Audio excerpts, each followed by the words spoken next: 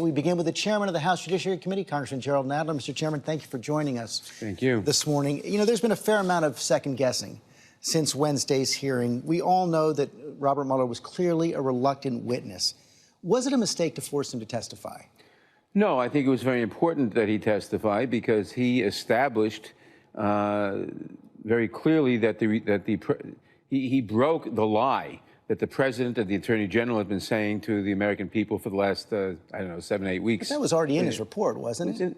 Yeah, but since his report was issued, the attorney general and the president have misrepresented that report, lied to the American people about it, said that the report found no collusion, no obstruction, and totally exonerated the president. Now, all those 3 statements are lies.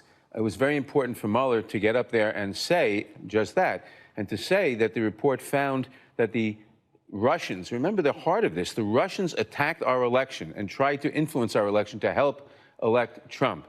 The report found, and Mueller stated that just that. He also stated that the Trump campaign welcomed that help and planned its messaging strategy around around the Russian information that was brought out, that the president lied about it, that the president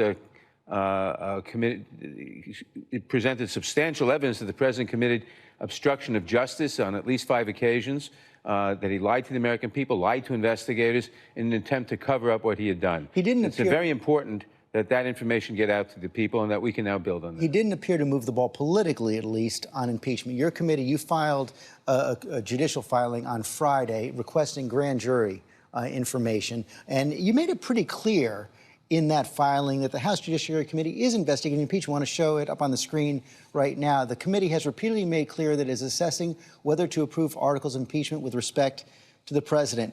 So how much of this debate over whether or not the House is pursuing impeachment is a semantic debate? You have an impeachment inquiry going, don't you? We are examining, I'll just repeat what we have said in our court filings. We have impeachment resolutions before the committee.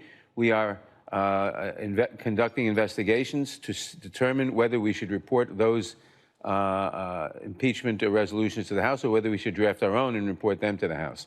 We are considering those resolutions, and we will make a determination after we get more evidence as to the president's crimes that we had from the Mueller report, but also as to other things, as to his violations of the Emoluments Clause, his failure to defend the to defend the Constitution against continuing Russian attacks. So that is an impeachment investigation. We are investigating whether to report, whether to approve articles of impeachment that are before the committee, and we will make that determination. One of the questions is how much stronger your filings would be if indeed the House, on the full House, specifically authorized an impeachment inquiry. That's what happened back in the Watergate days. They had already approved one, which is what got the grand jury information released. Well, I don't think it would be any stronger. The history of impeachments is that sometimes the House has authorized the Judiciary Committee to begin impeachment inquiry. Sometimes the Judiciary Committee has done it on its own, period. I mean, and remember, impeachment is not a binary on-off process. Impeachment is something you look into and you determine whether to report impeachment resolutions to the House, whether to approve impeachment inquiry in the committee, improve impeachment resolutions in the committee and report them to the House, which is what we're doing. We showed your colleague Jackie Speier say basically if the full House hasn't reached some kind of consensus, or at least Democrats haven't reached some kind of consensus on how to proceed on impeachment by September, the whole effort is null and void. Is she correct? Well, we know how we are proceeding. I mean, we've reached that conclusion, and that is that the committee is investigating impeachment resolutions and whether to report them to the House or not. That is what we're doing now. I want to ask you about the president's tweets over the last 24 hours as well, his attacks on your colleague, your fellow chairman, Elijah Cummings. Not only is he taking on Baltimore, he seems to be suggesting that Congressman Cummings is somehow corrupt. One of the tweets says, "Where is all this money going? How much is stolen? Investigate this corrupt mess immediately." Well, the president is, as he usually is, or often is, disgusting and racist. He makes these charges with no base at all, and they are designed to distract attention from the very serious allegations about his conduct that came from the Mueller, from the committee hearings this week.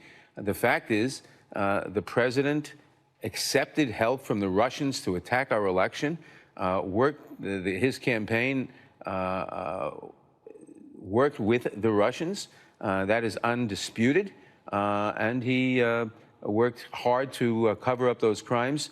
Committed more crimes in working to cover them up, in lying, in urging other people to lie to investigators. And so he's just trying to change the subject, which is what he usually does. When he attacked Congresswoman Omar and AOC and the other members of the squad, the House passed a resolution condemning him. Will they do that again?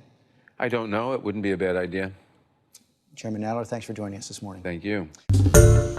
Hi, everyone. George Stephanopoulos here. Thanks for checking out the ABC News YouTube channel. If you'd like to get more videos, show highlights, and watch live event coverage, click on the right over here to subscribe to our channel. And don't forget to download the ABC News app for breaking news alerts. Thanks for watching.